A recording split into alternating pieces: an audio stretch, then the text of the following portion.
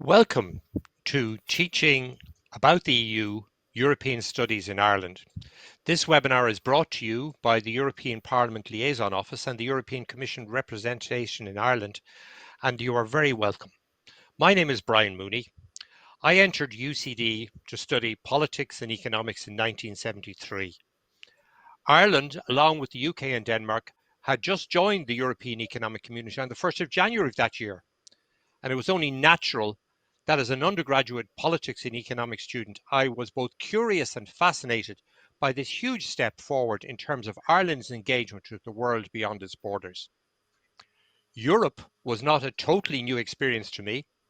As a family, we had progressed from the annual trip to the beautiful beaches of Kerry in the 1960s to the adventure of travelling to France, all 7 of us packed into a Cortina in 1971. The blast of heat as we came off the ferry at Calais will forever be in my memory. During my studies in UCD, Maurice Manning, as one of my politics lecturers and a lifelong friend since, was particularly focused on exploring the political possibilities of our membership of this 9-nation bloc of nations. Among my fellow undergraduates in UCD, securing a job in Europe was seen as a prestigious career move, and those with good language skills and an interest in public affairs looked to Brussels as a possible career option. Therefore, Europe and Ireland's relationship with it has grown and developed for my entire adult life, and I have followed it with great interest. As a teacher for 43 years, I am conscious that Ireland's membership of both the EEC and subsequently the European Union was not high on the curriculum, although regular annual trips to Europe with busloads of students was a regular feature of school life. I was fascinated on one trip home to Ireland, having travelled the continent, to observe a group of students whose prowess would not have been in the lofty heights of mathematics, playing poker with the remnants of 6 European currencies, displaying ultra-sharp currency conversion skills. Sadly, the euro has done away with such pleasures. I was also aware during that entire period that there was a distinct difference between Ireland's relationship with our membership of the EEC and subsequently EU, and that of our friends in the UK, who either ignored the European topic entirely in their mainstream media or only focused on it when conflict was brewing, such as when Mrs. Thatcher was demanding her money back or when she made her Bruges speech. Whereas in Ireland, EU Council meetings, no matter how humdrum, were always mainstream news items. The fact that in the 80s and 90s the news was regularly about securing money did help to hold our interest, but since we have become net contributors, that interest has not diminished. Like all nations, we were not indifferent to issues of sovereignty, as we showed in our negative votes on a number of referendums, but there has never been an IRL exit constituency of any substance in this country. But that does not mean that if we saw the emergence of such a negative narrative as emerged in the UK, that we could not see a similar outcome over time in Ireland. Therefore, today's debate on how we expand and develop awareness within our education system of the actual reality of how the EU operates and how, as EU citizens, we can actively engage with its structures is a vital one. I personally am deeply honoured and privileged to have been asked to moderate this debate, and I hope that over the next hour or so we can identify ways to increase our young and not so young citizens' awareness of the inner workings of the European Union. So can I now start our debate by calling on the Minister for European Affairs, Thomas Byrne, to address us. Thank you. Díomh go léir. First, I would like to express my thanks to James Temple-Smithson and the European Parliament Liaison Office, and to Barbara Nolan at the European Commission representation in Dublin for inviting me to speak this morning. It's a pleasure to be able to participate in this webinar on European Studies in Ireland, and I hope it can contribute to the debate on improving Irish students' knowledge of the European Union. My officials and I are very interested in hearing the thoughts of all the speakers on how we improve knowledge of the European Union among Irish students and Irish people in general. I look forward to hearing therefore from Sean Kelly, Barbara Nolan, Dr. Joachim Fischer, Catherine Cooke-Harkin and Sarah McMenamin. The Department of Foreign Affairs has been active on this front through a number of projects. including the Communicating Europe initiative, the Blue Star Programme, and our EU career strategy, as well as our efforts to maintain access to the Erasmus Programme for students in Northern Ireland. For my part, I was very struck by reporting on the discussion on the future of European studies at the Irish Association for Contemporary European Studies biennial conference earlier this month. The study of Europe should not be limited to a handful of university courses, of course, but rather it should be an ongoing, lifelong citizen experience. Teaching students at primary and second level about languages and culture of their continental peers is essential if we're to inspire them and interest them in the appreciation for all things that the European Union has to offer. The Department of Foreign Affairs is certainly playing our part in educating the youth in this area. Among the programmes we support are the Blue Star Programme and the Communicating Europe initiative. Through the Communicating Europe initiative, the Department provides funding to voluntary organisations, educational bodies and civil society groups for projects that seek to communicate European issues, the role of the European Union, the future of Europe, and Ireland's place in Europe. The initiative is aimed at deepening public awareness of the role that the European Union plays in our daily lives and at improving the quality and accessibility of public information on European issues, particularly at regional or national level. Beneficiaries of the scheme this year, for example, have included the European Youth Parliament, the Cork Education and Training Board, Junior Achievement Ireland, as well as a number of local radio stations who ran a series of What the EU has Done for Our People or Our Region type programmes. Indeed, I was very happy to participate in a number of these programmes, including with Radio Kerry and KCLR. The Blue Star Programme then seeks to foster a better understanding and knowledge of the European Union among primary school children. Through tasks and projects on the European Union, children learn about how the Union affects their lives and the world around them. Since the first year of the programme in 2011 and 2012, over 1,000 primary schools have participated, involving over 15,000 pupils across the country. The success of such a programme lies not only in the lessons it teaches to children, but also in the awareness of the EU it cultivates in parents, teachers and throughout the entire community. I've been very happy to meet in person and over Zoom in recent times with some of the schools taking part in this very valuable programme. The Department is also centrally involved in Ireland's participation with the Conference on the Future of Europe. Education is one of the key areas being examined as part of the conference.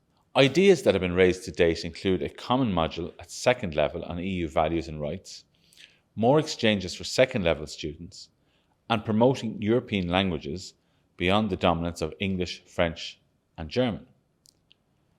As well as teaching the young people of Ireland the value of the European Union, I think it is important to demonstrate the opportunities available within the European Union's institutions and agencies.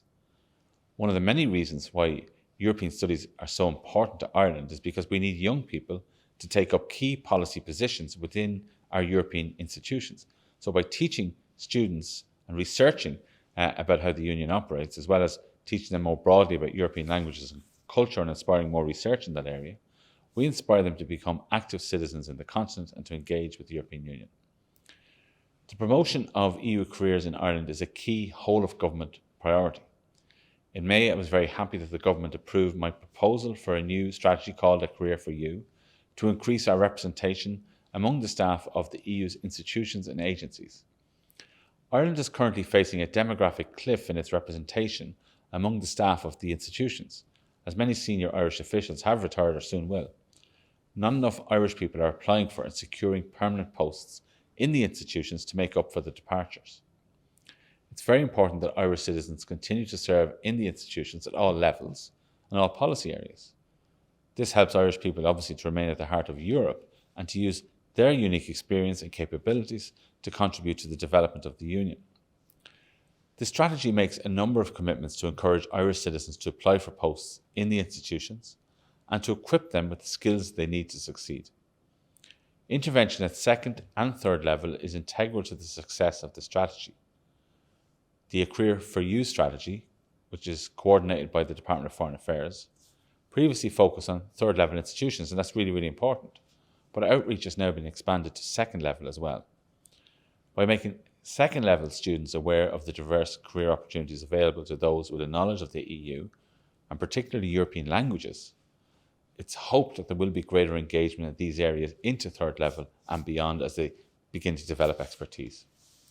Finally, another area in which the government is working to support European studies is through its work to allow for the continued participation in Erasmus Plus mobility for eligible students in higher education institutions in Northern Ireland. The Erasmus Plus programme provides funding for a range of international education and training projects, including student and staff mobility and exchanges, job shadowing, teaching assignments, and strategic partnerships between organisations.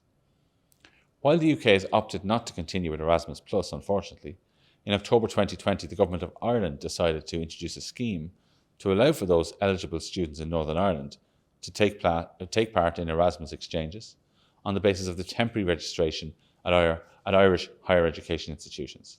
Since this decision, the Department of Further and Higher Education, Research, Innovation and Science has engaged with the Department for the Economy and Higher Education in Northern Ireland in order to arrange for such mobility exchanges. The government reaffirmed its commitment to ensuring access to Erasmus Plus for Northern Ireland students in the recent National Development Plan. All of the projects I've discussed this morning reflect the work that's underway across government to improve Irish people's engagement with the European Union. I am eager, though, to hear from the panel of speakers today on how we can do more to promote European studies at all levels across Ireland.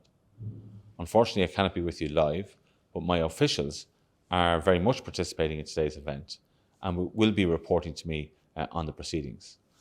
I wish you all of the very best in your deliberations today. Thank you, Thomas. Thank you, Minister. Can I now call on a former fellow teacher, a former president of the GAA, MEP Sean Kelly, to address us.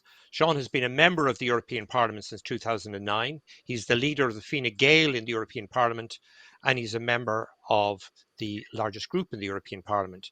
He is also on the Parliament's committees on industry, research and energy, and in international trade and constitutional affairs.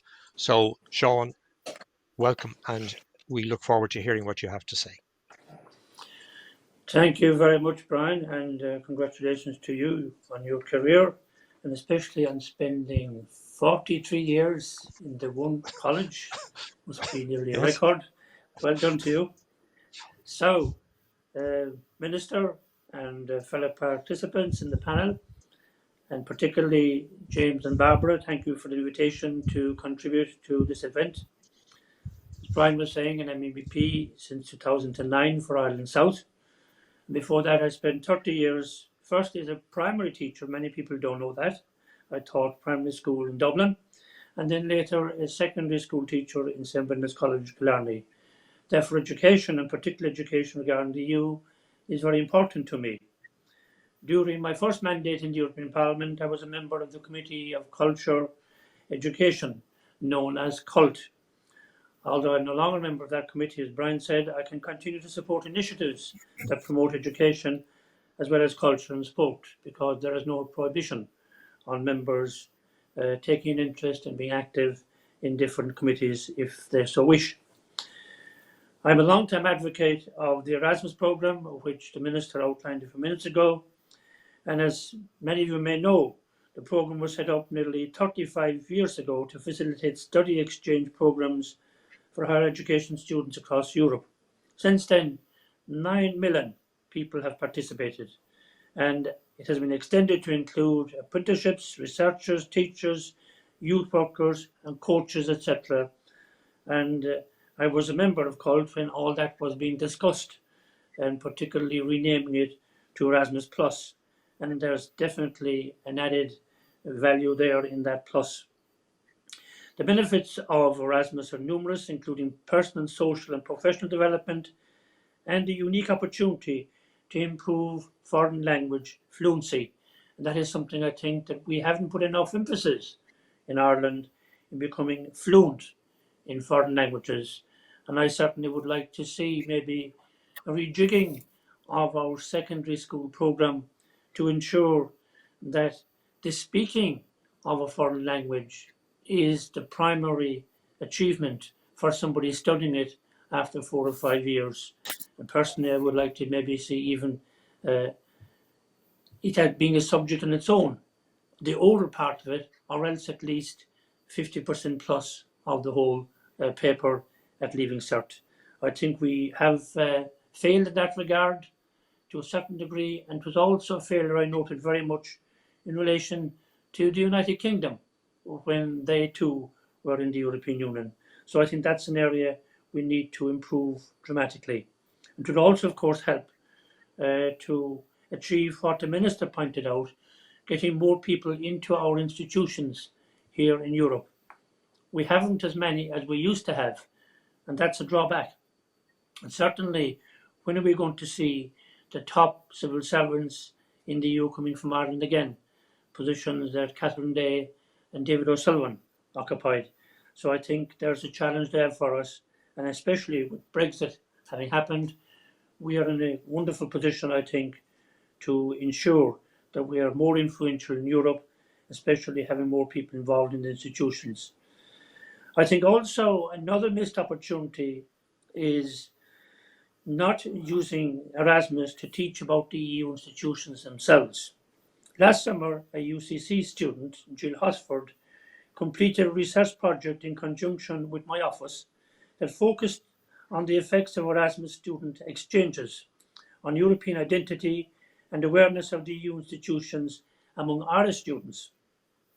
The result of Jill's work showed that a disappointing portion of students stated that partaking in the programme did not increase their knowledge of EU institutions. So that's not good. We must address that. Earlier this year, I was the EPP rapporteur for a report on citizens' participation in the EU decision-making, and I successfully tabled a call for the Commission to use Erasmus Plus programme to enhance European citizenship education. In this report, we also called on the Commission to launch an annual EU Olympiad competition on EU functioning and history for young people in order to boost interest, participation and debate on EU affairs. MEPs have a responsibility to contribute to European citizenship education by communicating their work and the work of the EU to their constituents. Bringing constituents to Brussels is of course a great way to make the EU real for the visitors. In the past, I've sponsored trips for a broad range of constituents, from teachers, farmers, business owners, charity workers, sports representatives, etc. I also organise an essay competition for transition year students every year and invite the winners to Brussels.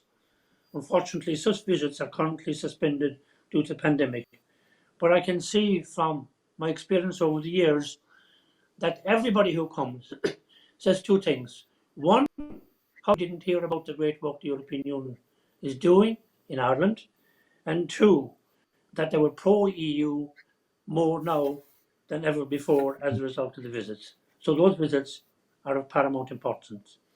I also, of course, visit schools and back home in Ireland and third-level institutions across my constituency to help teach our next generation about the works of the EU and the EU career opportunities.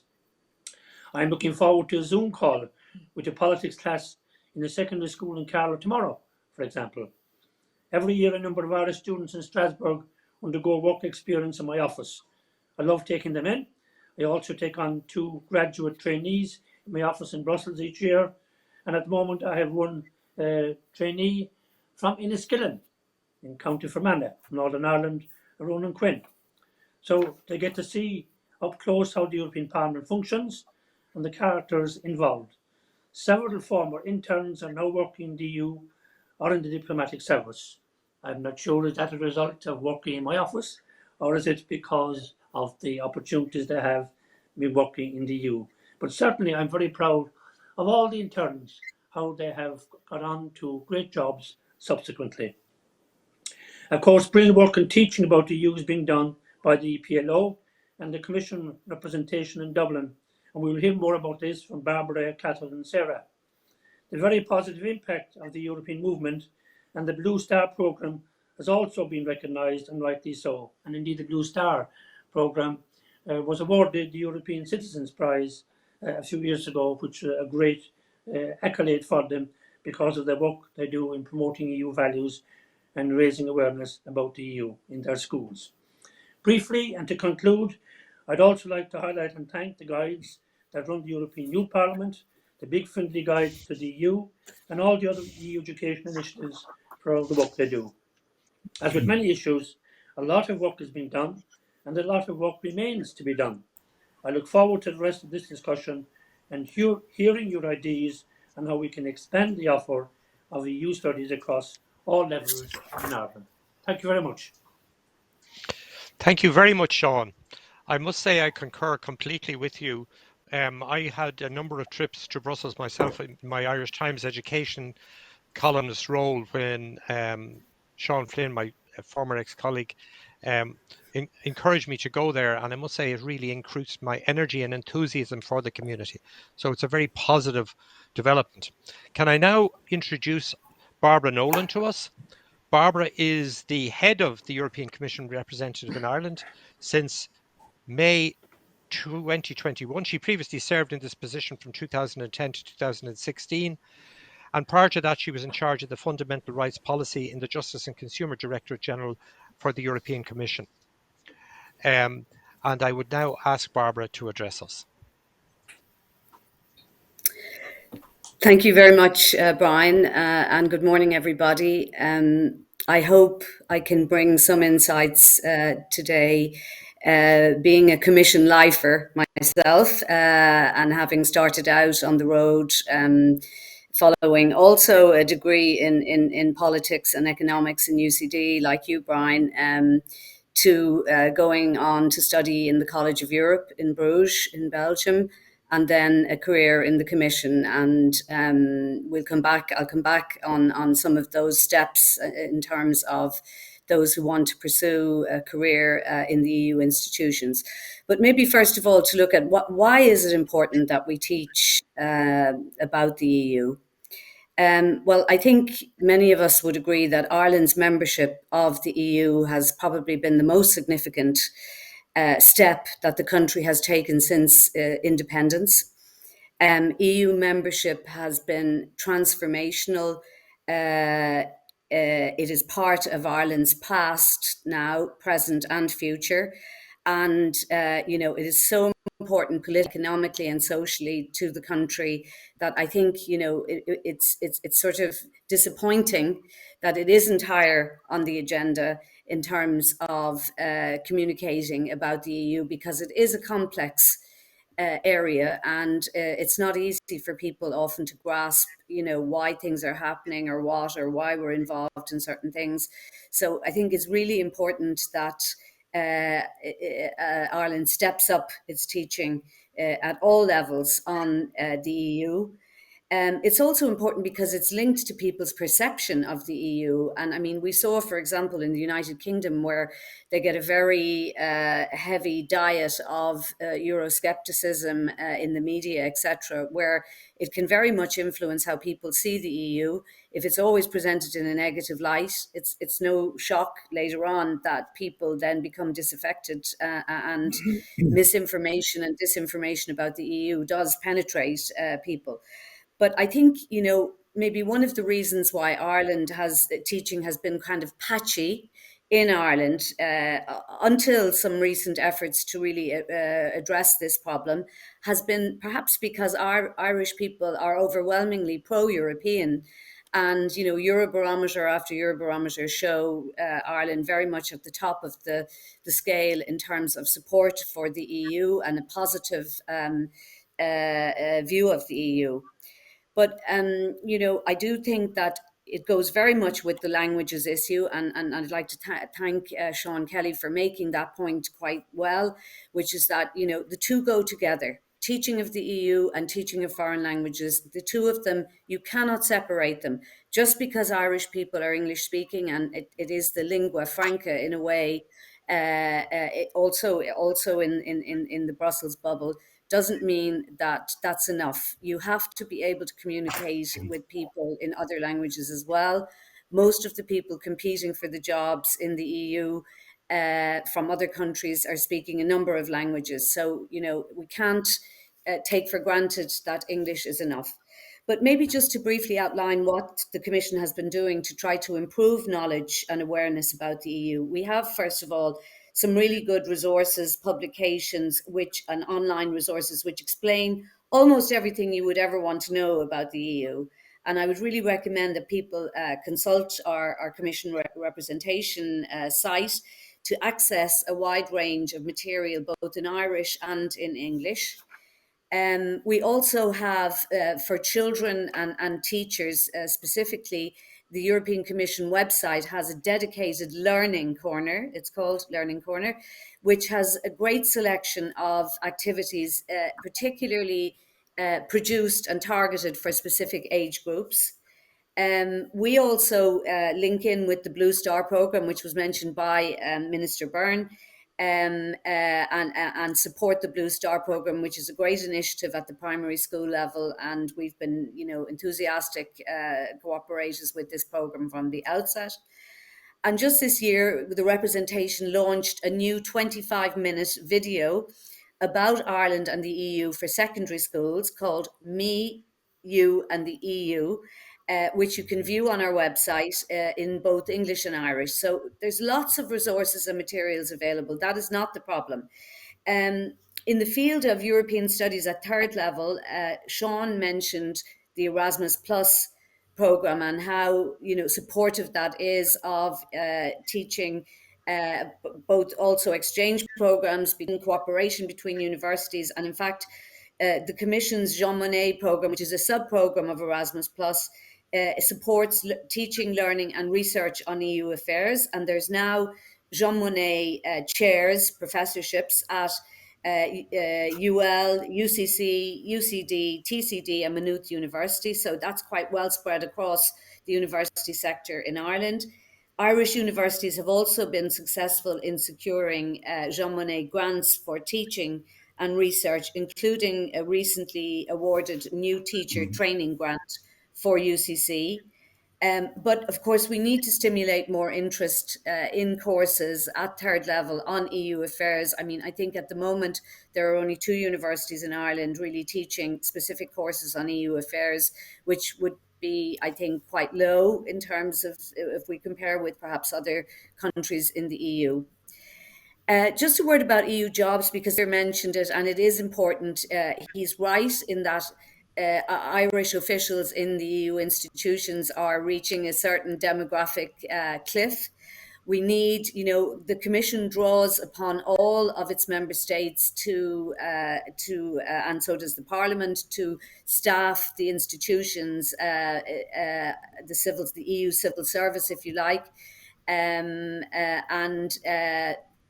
the good news for Irish people is at the moment, because the Irish language will become a full EU language from January of next year, there is a big demand currently for people with Irish language skills to work in the EU translation service. And indeed, at the moment, the European Court of Justice has a call for candidates for an Irish language lawyer competition, lawyer linguist competition. The deadline is the 21st of December for anybody listening who is interested. But I mean, leaving aside the Irish language, which will have a very, very equal status now soon in the EU. The reason it's important is that to learn an EU language is not just to pass EU competitions and become EU civil servants, but it's also to be able to operate in the EU single market. I mean, Ireland is a trading nation. It's a small open economy. And, languages open doors to dealing on a professional level with other people, trading, also obviously to the whole cultural exchange. And teaching more EU languages at schools, particularly starting early at primary school when children are like sponges, pick up languages very quickly. I mean, it's often said that people learn languages too late in Ireland to really be able to master them very well. But if we could get that kind of mainstreamed more into the school curriculum, I think it would lead to fantastic opportunities for young people to work study and volunteer, or simply just travel in the EU and have a new insight because you understand the language. So, I think the key message from me would be start early, start like they do in other, European countries, where the children start learning languages, foreign languages, at primary school, even at creche level in some cases. So, just to say that, the government's new career for EU strategy, which is led by Minister Byrne, which he mentioned, which is very good and seeks to give fresh impetus to all this idea of getting Irish people aware of EU studies and also EU language. As I said, having Irish people working in the institutions is important, active into EU institutions. We want to draw, the Commission draws on the diversity of the people from its member states. So it's why we don't want to see the Irish, if you like, level of people working in the EU institutions dropping to a very low level. And how do you get a job in the EU institutions? Well, there's different pathways, as the minister mentioned. There is the traineeship scheme, which Sean also drew attention to. There is also the possibility of people working as contract agents, so not having to pass the quite difficult competition to be permanent civil service, but there are other methods to become, more temporary employees. There's also secondments from the Irish Civil Service as well. And now the government has doubled the number of scholarships to the College of Europe in Bruges, which many people see as a kind of a European training course to work in the EU institutions. And there's now 6 of them. There used to be only 3 scholarships a year because it's quite expensive. But this is another great opportunity for graduates, for recent graduates or not so recent graduates, to apply to do a master's at the College of Europe in Bruges. And I would recommend it because I know that the Commission hires a lot of people who have that kind of background. But also, doing masters in EU studies in Ireland is just as good background for working in the EU institutions. But I just wanted to mention that because the government have recently doubled those scholarships, which is really a very good step forward. So in conclusion, I would just like to say that there needs to be much more teaching about the EU and languages in Irish education, foreign languages in Irish education. It needs to be part of the curriculum at all levels of schooling. Following the departure of the UK from the EU, I think foreign language learning has become even more important for Ireland and to ensure that Irish people are well represented amongst the EU civil service. Thank you very much. Thank you, Barbara. I just want to concur with you on 2 very vital points you made there. Firstly, I think that because we have such a positive attitude in Ireland, and I experienced this myself through my entire teaching career towards Europe, we may have the sense that we don't need to teach about Europe, whereas we absolutely do. Because as you pointed out, if you do get negativity coming in, it's too late at that point in time to begin to try and pull it back. So we really do need, and it is very sad that as a result of the cutbacks, that the embryonic foreign languages teaching that took place in primary schools was one of the areas that got abolished and cut back in 2012, 2013.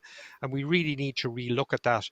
We really need, as you say, to embed foreign language skills within our primary school students so that they naturally grow up with that understanding. So thank you very, very much, Barbara, for your presentation. Can we now move on to Professor Joachim Fisher, who is holds the Jean Monnet Chair of European Cultural Studies at the University of Limerick. He has been course director for many years of the undergraduate program in European Studies, and he is now founding course director of the pioneer double degree MA in European Studies in cooperation with the Europa University in Flensburg in Germany. I would call on Joachim now to address us. Thank you very much, Brian. Many very important points have already been made, and the last point that you made is particularly important.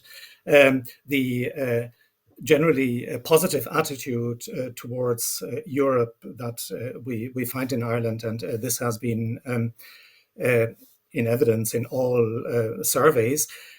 But to combat negativity is one issue. The other one is that we all carry a European passport. It has the Irish logo on it, it has the Irish harp on it, but it's also maroon, and it is a European passport, an EU passport. So in that sense, every citizen here in Ireland is also a European citizen. And I would say, if that is the case, then it is the responsibility of the educational system to inculcate this sense of European citizenship. And I'm not quite sure whether this has sufficiently sunk in, and whether the Irish educational system has really taken this on board. I'm, as you quite rightly said, Brian, I've been teaching European studies and languages, German in my case, for over 30 years in Ireland, and I have witnessed not an expansion of European studies, in fact, a decline, which is extraordinary when you think about it, particularly in the context of Brexit. I would have expected a major increase of interest in languages, first of all, and many speakers have made the link between European studies and languages, which is important. But it seems to me that the opposite has happened, or at least the expansion that we're all talking about here hasn't really translated into an interest that I can perceive at a third level. In fact, if you look at the list of EU-related courses, there used to be a booklet issued by the European Movement 10 years ago. If you look at the list of courses there, you will see that the number of courses have declined in third level. And as it was said before, in fact, there are only two CAO-listed European studies courses left, our own and the one in Trinity. That's not to say that there is no other EU studies taking place in other universities, but the visibility has declined, and it has declined, in my view, because the demand isn't there. And this is in my view, an outcome of an educational system that doesn't seem to generate the interest in the European Union that we would like to see. And in this sense, I think it is worth looking at educational policy here, because this is written by the Department of Education. And one of the most recent documents, which is only just being discussed, is actually quite interesting. And it is a wonderful new curriculum for primary schools. And I'm very impressed with it generally. But also because there is an area called active citizen, or being an active citizen in it, which is also a very positive development, apart from languages coming back into primary schools, which is also wonderful. But there is a sentence that describes active citizenship, and it says, and I'm quoting from the draft document, this competency develops children's capacity and motivation for active and meaningful participation in society at local, national, and global levels. I actually have a bit of an issue with this, to lump everything that is not national as global. And this is a trend that I have perceived in third level as well. Our international office was renamed Global Office. It seems that the European level has disappeared and has merged with a global level. I feel that this is problematic, because our membership of the European Union is not of the same quality as our link, say, with China, with Singapore, which the global level seems to insinuate.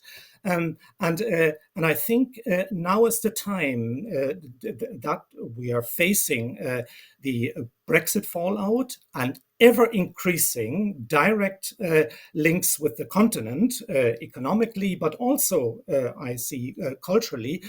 Now is the time to perhaps really seriously revive or review the place of Europe in education, particularly at primary and secondary level, because this is where the interest is generated. I only see the result, as I said, whatever needs to happen in generating interest, and not everybody is going to university anyway, has to happen at a lower level. And I'll give you another interesting document, once again, a policy document, a curriculum statement by the Minister for Education, a response to Brexit. And this is out of a document that was published in 2019. And the response of the department to Brexit was, we will maintain and progress collaboration on a north-south and east-west basis to ensure that the education and training system is maintained, and in particular, that the peace dividend experienced since the Good Friday Agreement can be supported.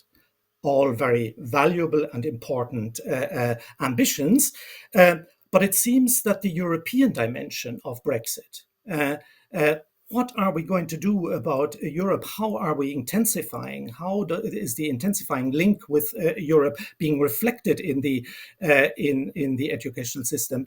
This doesn't seem to occur in this particular document, and I think, in my view, there needs to be a kind of a more public debate about the role that Europe and European citizenship has in Irish education among policymakers, but also the general public. And this is a question that is very closely linked to the question of language teaching. And previous speakers, Sean Kelly quite rightly said it, and Barbara Nolan as well.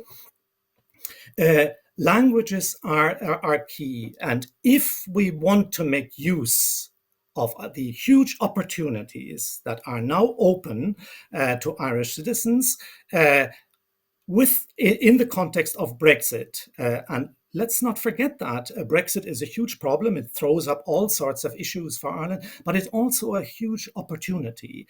It allows us, quite separate from Britain, to create our own direct link with the continent and with the EU, opening up all sorts of new possibilities, which we also have because we're native speakers of English. But we, in order to be European citizens, we need to up our language teaching because at the end of the day, the English is only the native language of 1.5% of the EU's population. So if we want to become European citizens, we have to engage to a much more intensive degree in language teaching. Last point, the language strategy has already been mentioned, a wonderful document, once again, which I totally agree with, but it came out in 2017. I'm afraid not much progress has been made on on language teaching in second level, and I can report on third level, which is also mentioned in this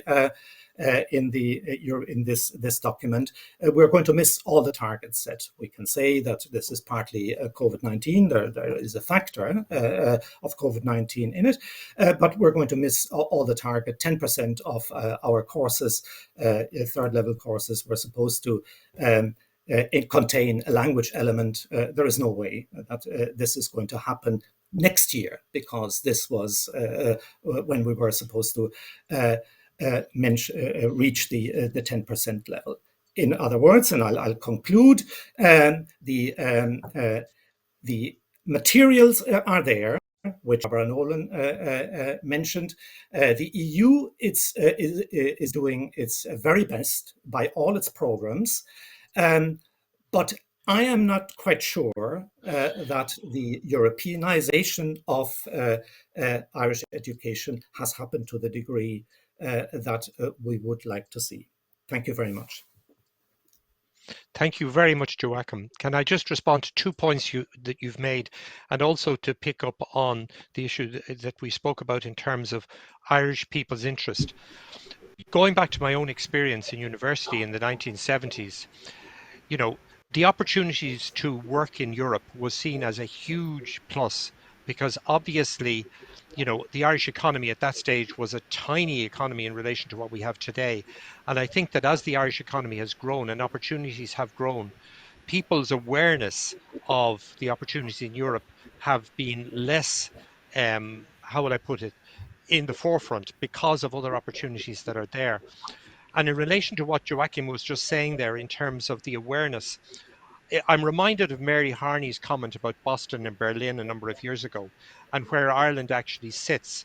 And the truth of the matter is, as she was possibly alluding to, was that Ireland did sit at that time very much at the centre of the Anglo-Saxon culture, Ireland, the UK, America, Australia, New Zealand. But Brexit has changed all that.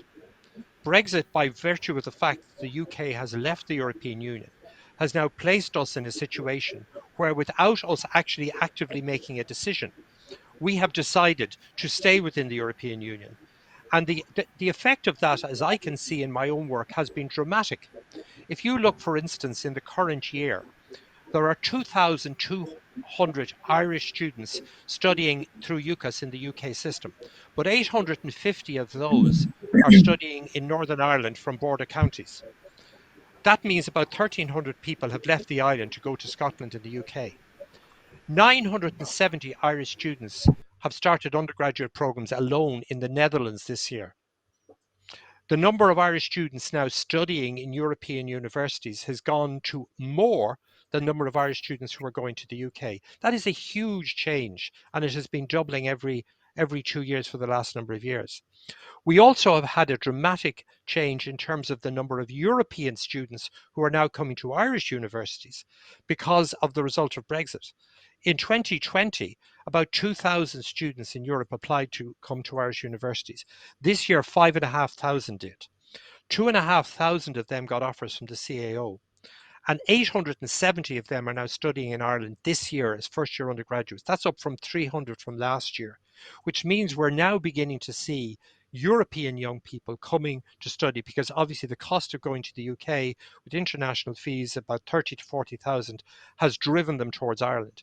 And we've seen with Rosslare the growth in trade directly between Ireland and Europe. So even though we haven't consciously made a decision, Joachim, we are actually, by virtue of Brexit, being pulled inexorably into a European identity. So that the question that Minister Harney asked some years ago about Boston and Berlin might, a number of years from now, come with a different answer, because I suspect the answer was Boston in her time, and the answer may well be Berlin in 10, 15 years' time.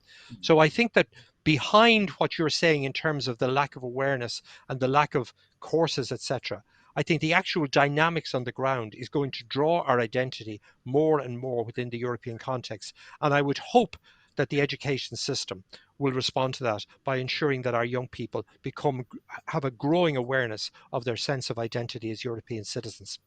Anyway, can we move on now, and can I call on Catherine Cooke-Harkin, who is speaking on behalf of the EPAS, and she's the Senior Ambassador for that program. So she's a secondary school teacher in St. Columba's College in Stranorlar in Donegal, and she has been involved with this program since 2015. Catherine.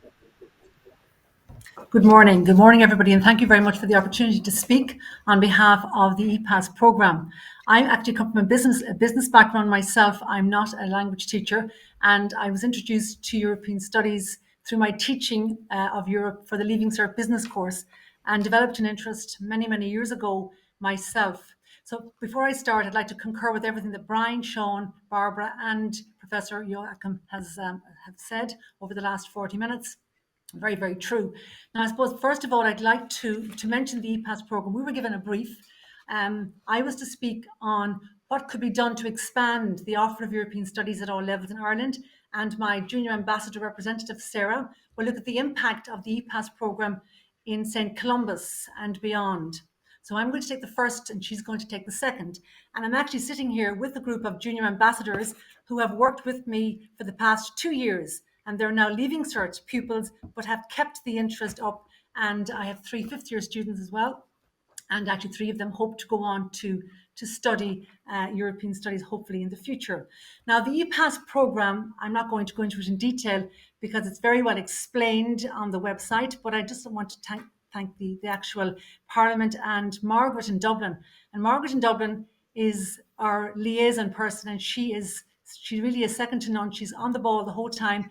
She's liaising with us, the schools involved in the Epas programme. 65 schools out of 730 are involved in this programme at the moment. And of course, we'd like to see that much higher. So I suppose the Epas programme is very successful. The amount of resources out there, and as you mentioned already, MeU and the EU, there is so much out there that actually you could hand the booklet and the resource kit to any teacher to teach it.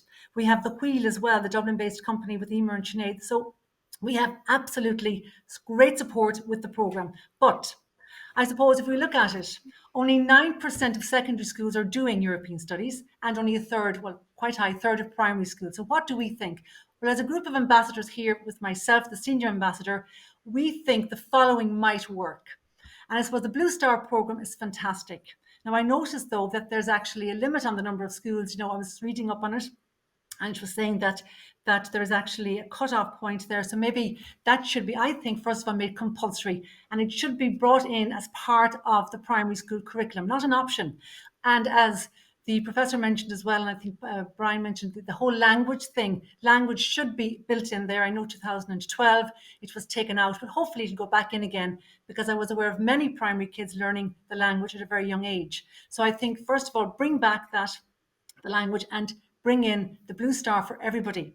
Now, again, the biggest problem we find, and the students would agree with me, is the lack of confidence that teachers have in teaching European studies, even business teachers for the Leaving Cert course. It's one of those areas that they find daunting because they feel they're not up to speed on it. So, and the Epas programme is fantastic for in-servicing us on the programme. But the actual workings of the Parliament are very difficult. And even when we invite MEPs in here every year to speak to our students, they say themselves, and I'm sure Sean will agree, it's a very complicated process, the whole trilogue. And to try and explain that is not easy. So I think perhaps maybe in servicing the teachers on the actual teaching of the workings of Europe. And I think as well, Professor spoke about policy. The whole policy has to change from the Department of Education. It's a pity that that Mr. Byrne isn't just live so he could hear all this, but hopefully he'll get the recording anyway. But to hear so again, more in service on the teaching of it. I think as well, what we have done in the past, we have built, and Sarah will talk about the students actually teaching the programme here in the school to our junior students. But I think we could build up links between transition year students studying it as part of their curriculum and primary schools, where they actually go out and teach the programme under the direction of their teachers. And we have done this with Spanish over the last number of years because we're linked very closely to a primary school, and the students were able to go down and they took a module in Spanish and they taught the primary school children. And I think when little ones see, their peers, maybe older sisters and brothers, or teaching, I think they take it a lot more seriously as well. I think as well we have to make it more attractive for schools. In when I talk about a monetary, now I came into the Epas programme in 2015, but actually I have been involved in European studies for over 20 years, and I don't know if maybe Professor Joachim might remember the old European studies course, where we were linked, the Department of Education in Dublin and the Department of Education in the North actually had a joint venture where schools from all over Europe, the North and the South, were linked together on projects. It was a project-based program. And every school was given a £500, that shows how far back we're going, grant to help run the program in the school. So students might be able to go to Dublin to see the Parliament offices, like we're in Donegal here, and a bus to Dublin is, we're talking €700-800. So it's expensive for us to travel. We're up here on the periphery, as the students keep pointing out. And but that joint venture worked very well, and it gave us opportunities maybe to run little activities, which Sarah will talk about. That grant was done away with many years ago, and that program was discontinued because actually the north of Ireland decided not to continue running with it. But thankfully, Epas came in then, and Epas is so structured. But again, it allows this huge potential to make it what you want to make it. You can make it as wide or as narrow as you wish. And I think as well, maybe to have an association of European Studies teachers like we have for the Business Teachers Association of Ireland or the Maths teachers, I think a European Studies would be a very, very good idea to have an association. The students as well feel more collaboration between schools in Ireland and abroad. And I know we have the e-twinning and we have the Erasmus, but again, more just working here on the ground with students. And because Zoom now is so accessible, it's not like when we couldn't use the system, we now have Zoom at our fingertips, and it would make it a much more realistic. And I think as well, we teach it in module form. I think it's not something that you can just drag out for a year. So it fits perfectly into transition year in a half a year, which we're doing this year. We've also done 12-week modules for 2 classes a week. And we teach the 4 strands of the Epas program, which really cover everything from the history to values to having the European Information Point, which Sarah will talk about. And I suppose the next most important thing is having the same team of teachers. So I think in a school, rather than, and I was talking to my own principal about this morning as well, and he was saying, he agreed with me on that if you just hand this out to a teacher this year and a teacher next year just to fill a timetable, it's not going to work. Whereas you have a teacher, I suppose like myself, involved for 25 years now, I'm building up my resources, I'm building up my expertise, and I'm in control of it. I feel confident, because I think that's the problem. Confidence and enthusiasm. And if you have the confidence, you'll be enthusiastic to teach it. So keeping the same staff, maybe a team of staff teaching it. And just maybe to finish off on 2 things then, the Comenius, which is one of the programs run by Lergus here in Dublin, and so just maybe to make it more accessible, it's very complicated, a lot of red tape attached to it, make it simpler. And lastly, Trinity, 566 points to European Studies seems awfully high, and they think maybe it's very narrow. Maybe to pick something like European Studies, we need to maybe broaden it. Thank you very much. I'm sorry I went over time. Pass you over to Sarah.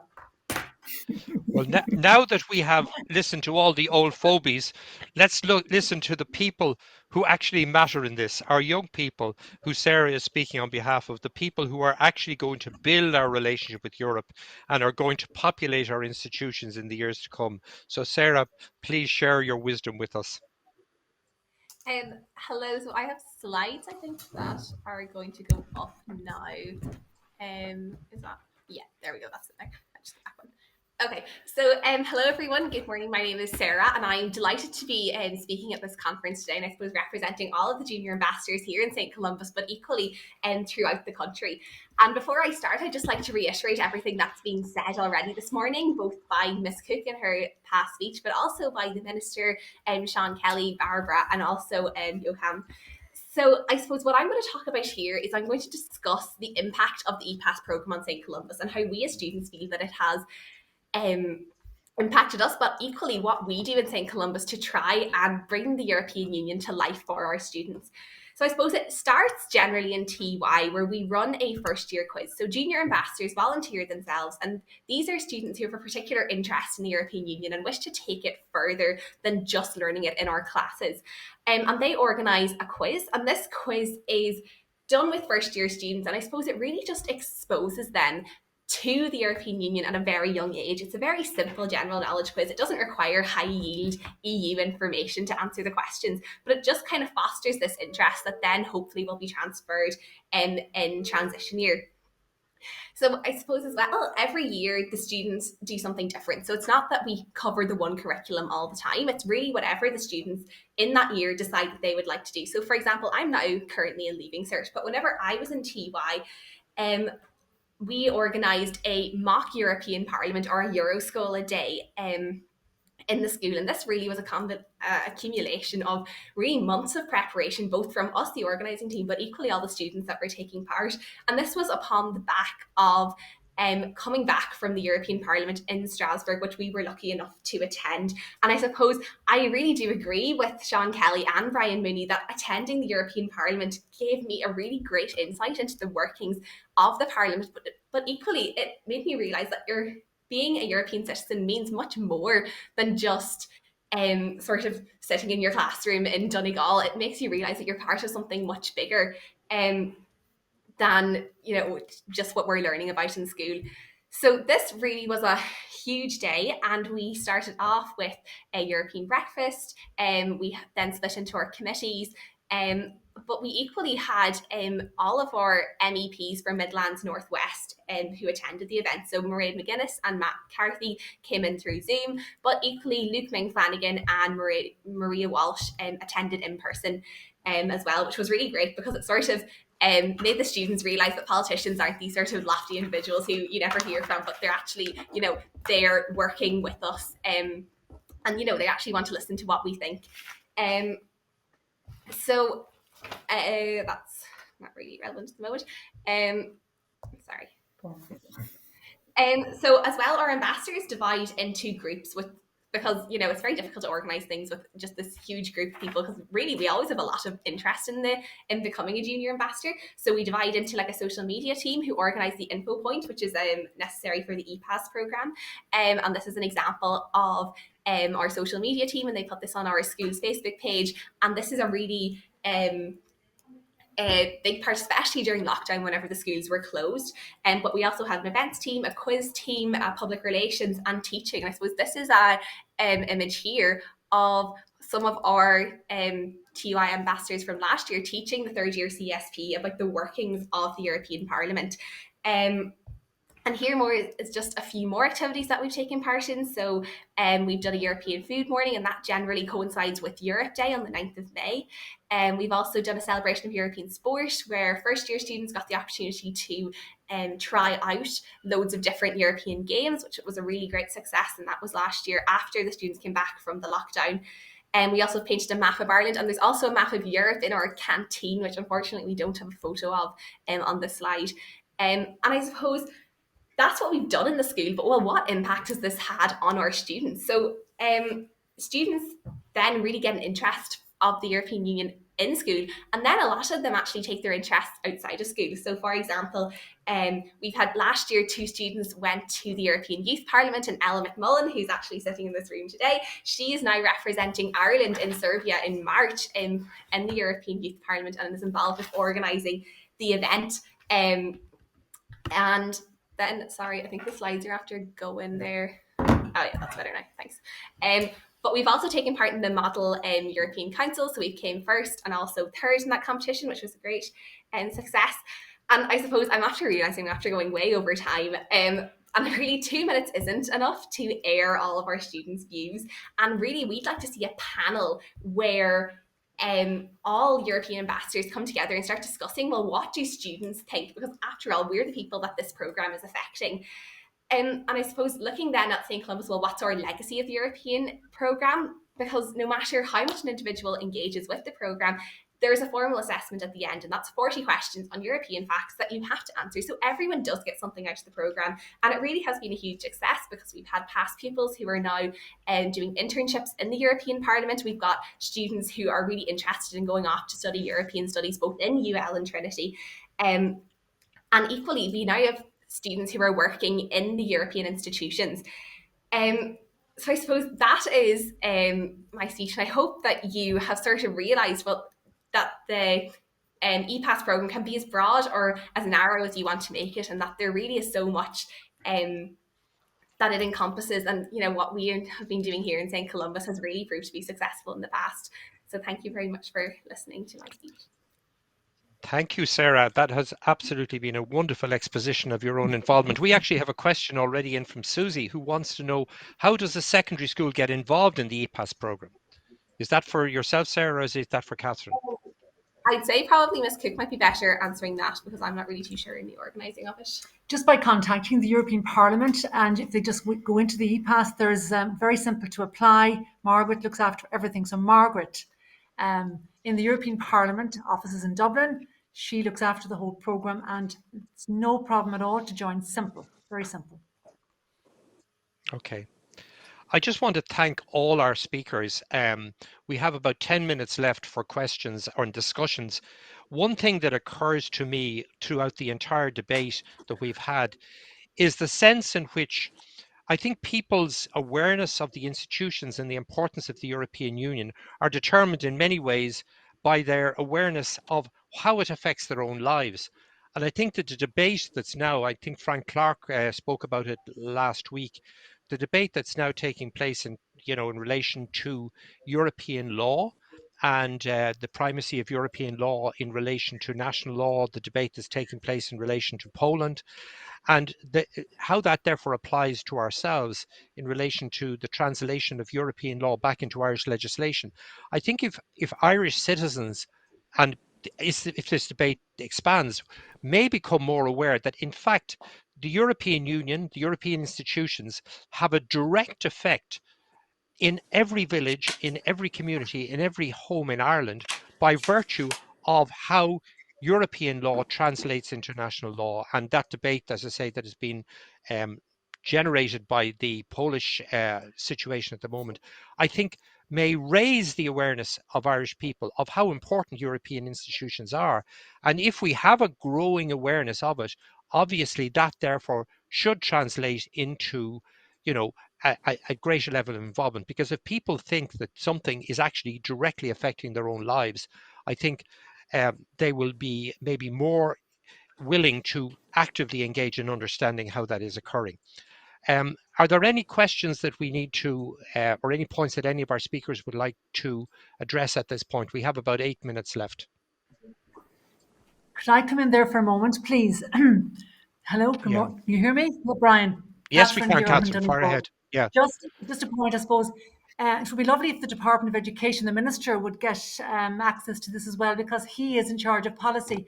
And just a point on, we had a very good programme we still have called CSPE. But unfortunately, yes, CSPE has been made an option. Now, that was a compulsory programme for junior students, which I taught myself. And there was quite an element devoted to Europe. But that's gone because schools now choose to do CSP, and we talk about politics. I mean, it was a fantastic program to introduce students to that. So I'm really sorry that that's gone. I suppose that's a point I'd like to make, because that really has taken away all junior involvement now with politics and Europe, unless a school chooses to do it. Okay, thank you very much. Any other people want to? Sean, did you want to come in there? Yes, I must say I'm very encouraged by what I've heard today, and I think, especially in relation to the department, they're missing a trick here. They have not taken the opportunity, first of all, that is there in relation to the European Union. I think it was, Joachim pointed out, having a policy where we'll be local, national and global, without mentioning the EU, is an indication of that. And especially in the post-Brexit scenario, we really have to rethink our educational policy and come up with a strategy basically for Europe and how we're going to integrate into it, and especially the educational system. And all the points made by yourself, Brian, by Catherine, by Joachim, are all so relevant in that regard. The question of languages, the Blue Star programme, the points that Catherine mentioned for getting into programmes, our college courses and Trinity, the whole opportunity in sports, which they did there, Sarah, in their school. I mean, if we could integrate the whole lot, I think we need actually to come up with a policy now on how we're going to integrate our educational system into the EU and avail of the opportunities. The other point which struck me, they were saying there about the peace projects in Northern Ireland, etc., and the peace process, and no reference again to the EU and the EU funding it. So I think there's a great need for us to talk to the Minister and the Government and the Department to come up with a strategy basically in education for EU, especially in the post-Brexit scenario. Because again, as you pointed out, Students want to come here now rather than go to the United Kingdom. How are we going to avail of it? That went from 300 to 800. I would like to see that going to probably 8,000 to 9,000 in the years to come. But have we a system? Have we a policy? Have we a method to do it? These are opportunities that they're at our feet, but we must take them, and we need joint thinking, because the teachers are willing to do it, the second level, primary level, and third level, but we need this policy, and I think I must bring that message back to the government from today. Thank you very much. Thank you very much, Sean. Any other speakers want to speak? We have about 3 or 4 minutes. Brian, I might just say a word there from Yes, the Department of Foreign Affairs. Just delighted to be on this call this morning and to hear from all of the speakers here this morning, and particularly to Catherine and Sarah for that presentation, which is really hugely encouraging. I know Minister of State Byrne has spoken earlier as to the work underway within the department in terms of funding these programmes, and the wealth of activity that is underway, including through the Career for EU strategy. But obviously, from the discussion today, so much more to do. So it's really, great to be here and to hear the ideas and the feedback, and we'll be certainly bringing them back to the department in terms of our Communicating Europe and our initiatives under the Career for EU strategy for the coming period. So just to say thank you very much for that. A key part of that is that outreach to the second and third level institutions, and we're giving a lot of thought at the moment in the department to how we take forward particular actions around that. So thanks. Yeah, maybe one action that you might consider is have a discussion with Minister Simon Harris, who's across the Stephen's Green from you there now, in terms of the additional places that he created within the system. Obviously, my expertise would be in the CAO point system, and if the points are in the high 500s, it's purely a reflection of the fact that there's obviously a tiny number of places available on those programs. If Minister Harris were to actually fund directly specific number of places throughout the universities that was directed at European studies, those places would therefore become available, and therefore the points entry would be much lower, and therefore students might be encouraged to do so. So that's a direct function of the new Department of Further and Higher Education, if they were to actually address that directly.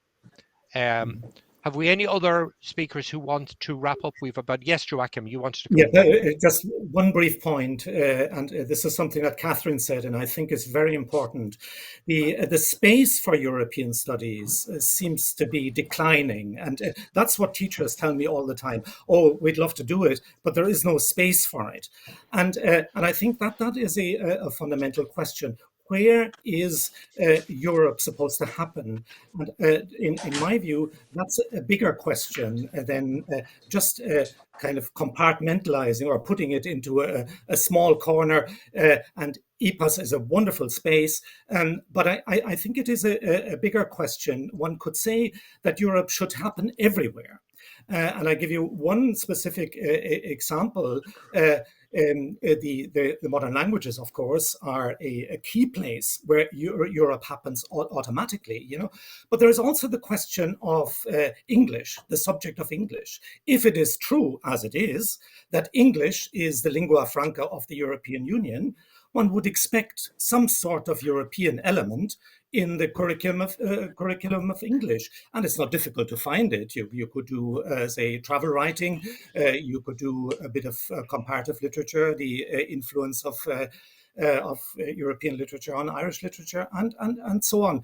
And this is perhaps a question that all subjects could ask themselves, is there perhaps a way of increasing the European dimension in these subjects? It's obvious in business studies, history is another one, but perhaps all the others could have a little bit of a space for Europe if it was created, if it was allowed, within the sometimes very narrow confines that the department sets schools, and this is perhaps a question that I would also like to pose to policymakers.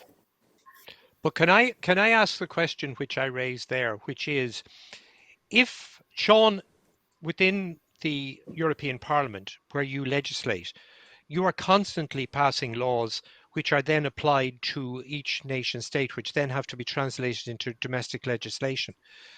Do you think that the lack of awareness on the part of the general citizenry of that process is in many sense one of the reasons why we kind of take Europe for granted? We have a positive attitude towards it. Is there a lack of awareness of how important Europe is in the gradual evolution of our society, how we regulate ourselves both domestically and as part of the European Union?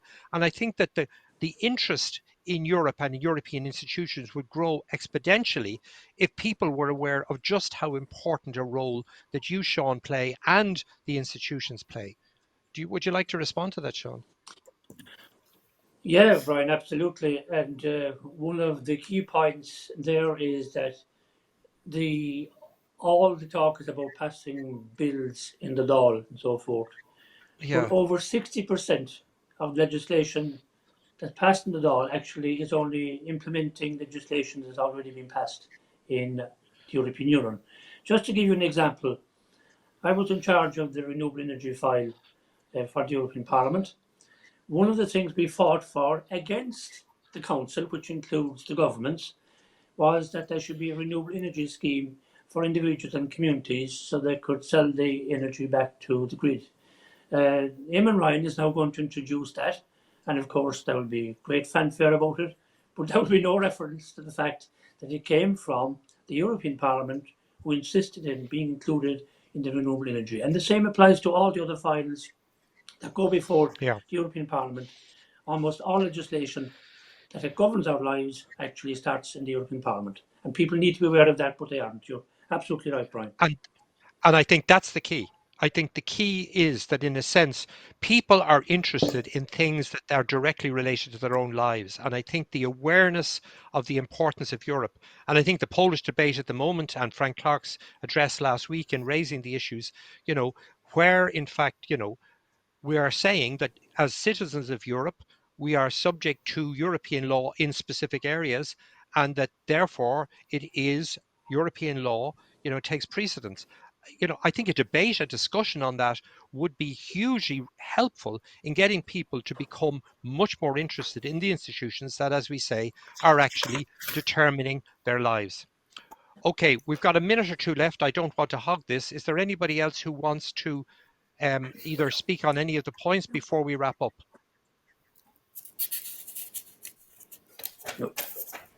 Okay. I think today's discussion has been a really, really interesting one.